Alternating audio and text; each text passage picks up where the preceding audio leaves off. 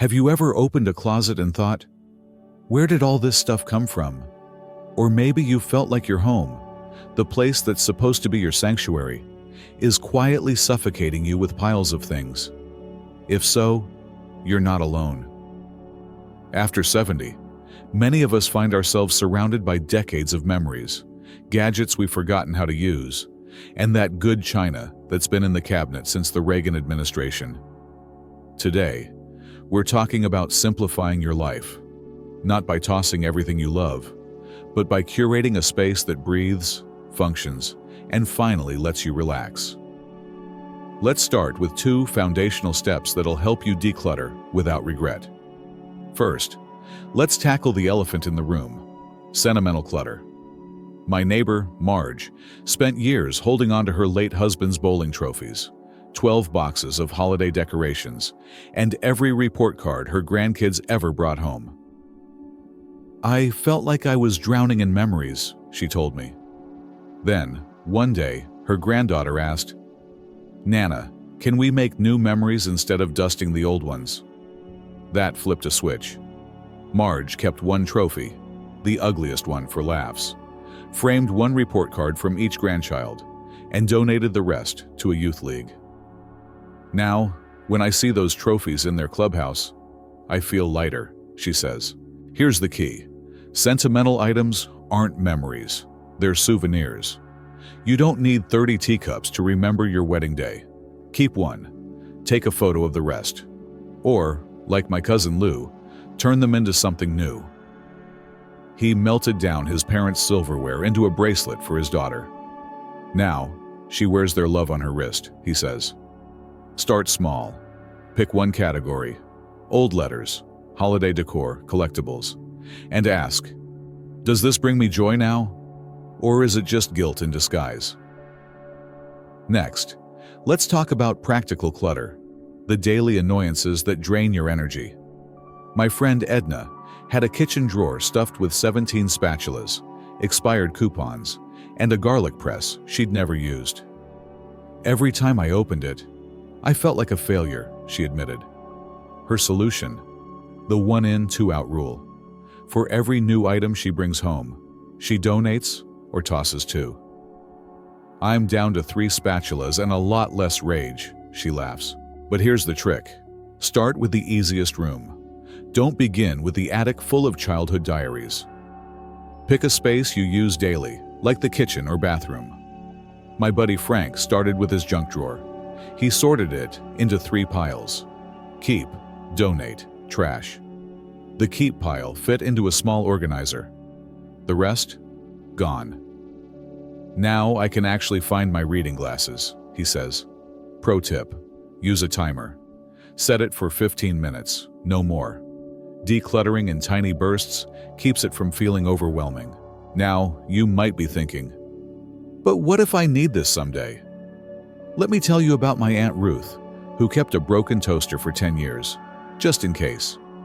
Spoiler: she never fixed it. Her rule of thumb now: if I haven't used it in a year, it's time to say goodbye. Exceptions: holiday items and true heirlooms. But be ruthless with the rest. And remember, decluttering isn't just about space. It's about peace. Studies show that cluttered environments increase stress hormones and make it harder to focus. When you simplify, you're not just cleaning drawers. You're clearing mental fog and creating room for what truly matters. Of course, some clutter isn't in your cabinets. It's hiding in plain sight, masquerading as useful or normal. Let's talk about the sneaky stuff. Let's talk about the clutter you can't see, the kind that lives in your inbox, your phone, or that dusty desktop computer your grandkids call a dinosaur. Digital clutter might sound like a young person's problem, but trust me, it's just as sneaky for seniors. My cousin Betty, 78, had 4,327 unread emails, 900 blurry photos of her cat, and a password list scribbled on sticky notes. Every time my phone dinged, I felt like it was yelling at me, she said. Sound familiar? Here's the fix. Start with your photos. Most of us have thousands. duplicates, dark blurs, screenshots of recipes we'll never make. Betty's granddaughter helped her sort them into folders: keepers, share, trash. They kept one clear shot of Mittens, the cat, per month, and texted the rest to family with funny captions. Now, my phone's not a guilt trap, it's a highlight reel, Betty says. Apps like Google Photos can auto-organize, or just ask a tech-savvy grandkid for a digital detox day. Next up, paperwork purgatory. My neighbor Walt had file cabinets stuffed with gas receipts from 1992, expired insurance policies, and manuals for appliances he no longer owned. I was saving it all in case the government audited my toaster, he joked. Start with the obvious trash: expired coupons, old bills, manuals for VCRs. Then, invest in a simple filing system: essential, birth certificates, wills; current, medical bills, tax docs; shred. Walt bought a $20 shredder and made it a weekly ritual. Now I sip coffee and watch my worries turn into confetti, he laughs. But here's the secret: automate what you can. Set up online billing, switch to paperless statements, and unsubscribe from catalogs. My friend Clara, 82, called her bank to stop mailing monthly statements. Took 5 minutes and saved a forest, she said. Now, let's tackle wardrobe clutter. My Aunt Edna had a closet full of someday clothes, dresses that no longer fit, itchy sweaters from ex-sisters-in-law, and shoes that hurt just looking at them. I felt like I was dressing for a life I wasn't living, she admitted. Her solution? The hanger trick. Turn all hangers backward.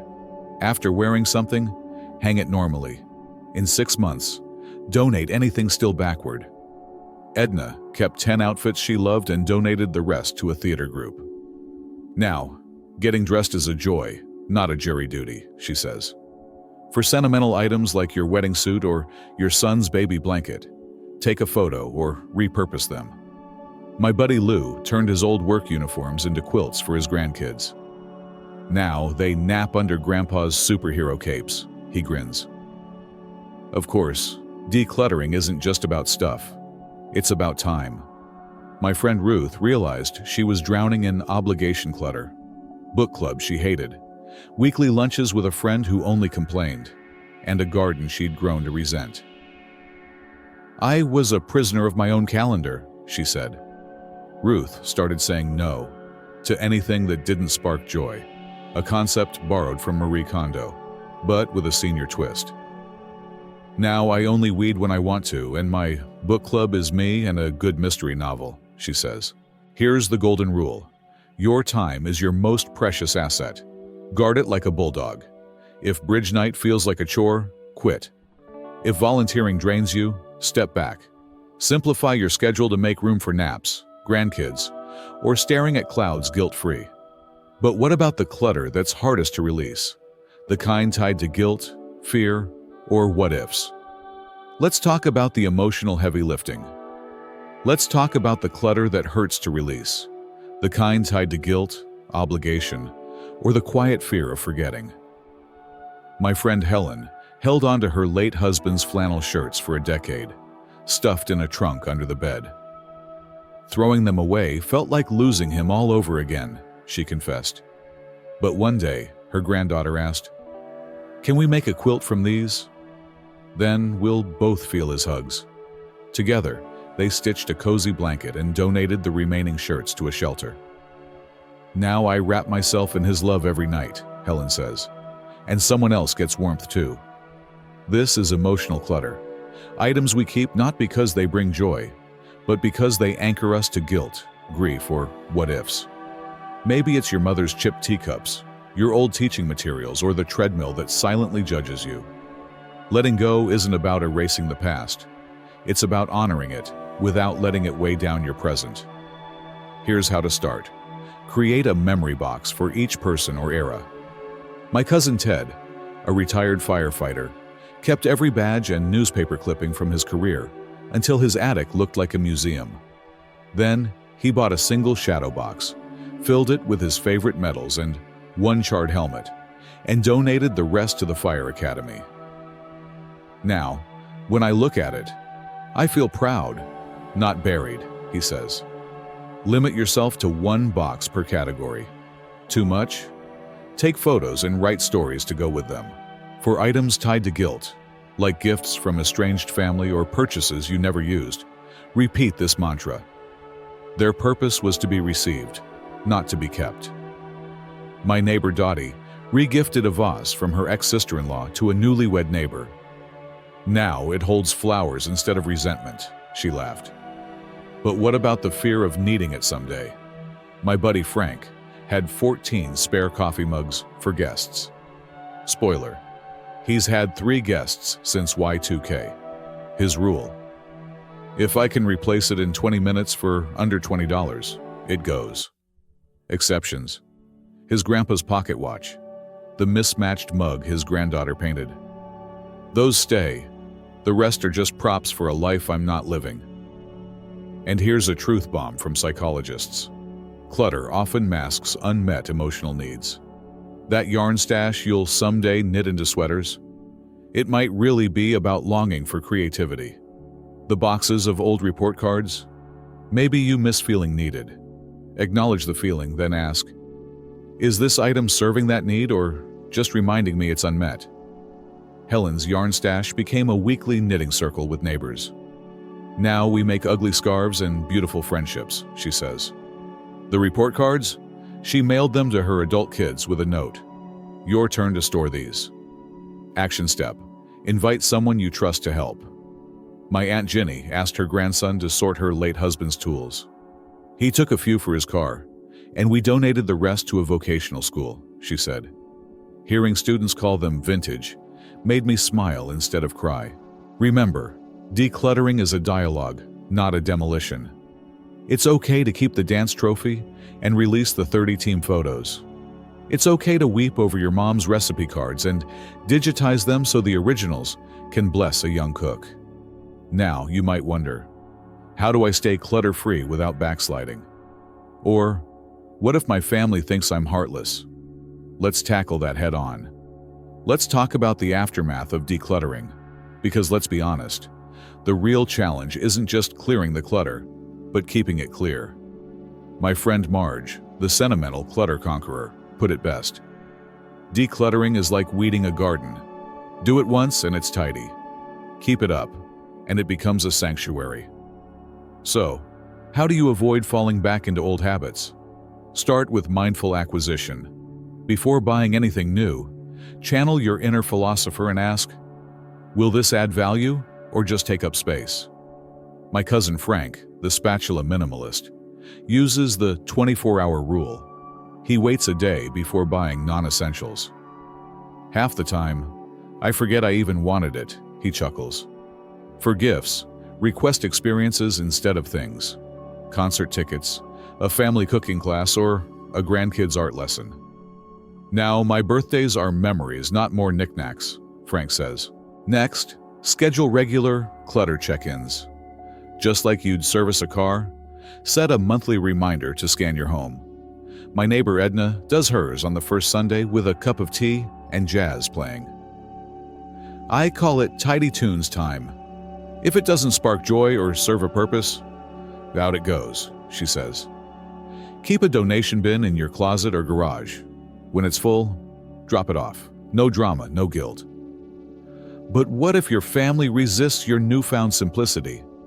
Maybe your kids panic when you mention donating their childhood artwork, or your spouse clings to the 1990s encyclopedias. Here's the key: make it a team effort. My buddy Lou invited his grandkids to help sort his old record collection. They spun vinyl, shared stories, and each picked a favorite to keep. The rest went to a local DJ school. Now when they visit, they ask to hear their albums instead of staring at screens, Lou says. For items with shared memories, create a family legacy project. My Aunt Jenny turned old photos, letters, and recipes into a digital scrapbook everyone can access online. We added voice recordings, like a time capsule with commentary, she says. For physical items, designate a family memory box and rotate keepsakes yearly. This year, my daughter has dad's pocket watch. Next year, my nephew gets mom's quilt, Ginny explains. And if guilt-tripping relatives insist you keep things, try this script. I'm not losing the memory. I'm making room for new ones with you. When my friend Dottie's son balked at her donating his childhood trophies, she handed him one and said, "Tell me the story behind this one." He took 3, donated the rest, and now they laugh about his Participation Champion Award. Remember, a simplified life isn't empty. It's curated. It's about surrounding yourself with what fuels your joy and ditching what drains your spirit. Studies show that seniors with clutter-free homes sleep better, think clearer, and even argue less. Turns out, tripping over a laundry pile isn't great for marital bliss. So, what's the ultimate reward? Freedom. Freedom to dance in your living room without navigating obstacle courses. Freedom to host grandkids without pre-cleaning panic. Freedom to finally enjoy your home as a sanctuary, not a storage unit. Now, I'd love to hear your story. How has decluttering changed your days? Did a family heirloom find new life? Share below. Your journey might inspire someone else's first step. If this series helped you reclaim your space, hit that like button, subscribe, and share it with a friend who's drowning in someday clutter. Remember, aging isn't about accumulating. It's about distilling life to its richest, truest essence. Here's to your lighter, brighter, and unapologetically simple next chapter. Keep living with intention, and keep reminding us all that less isn't just less, it's more of what matters.